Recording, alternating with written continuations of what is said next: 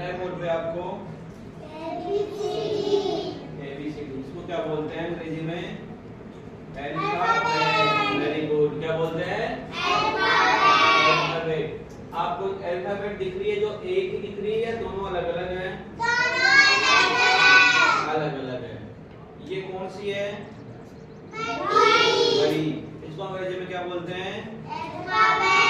Big alphabet, है ना? और इसको स्मॉल अल्फाबेट।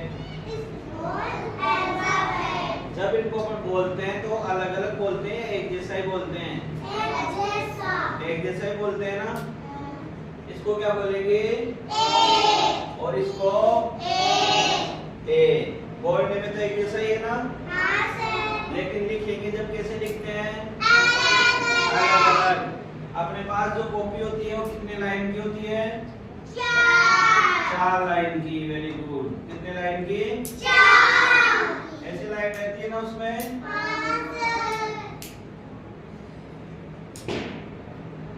2 3 और 4 लाइन है। अब इसमें इस अल्फाबेट को लिखेंगे अपन, बड़ी वाली को, बिग अल्फाबेट को कैसे लिखते हैं? कितनी लाइनों में लिखते हैं? 4 लाइनों में? 3 लाइन में। कितनी लाइनों में? 3। जैसे अपन को ए लिखना है तो कैसे लिखेंगे? ए। कैसे लिखते हैं ना ए? अगर बी लिखना हो तो 3 लाइनों में। इसमें अपन कोई सा भी लिखेंगे ना तो कितनी लाइनों में लिखेंगे?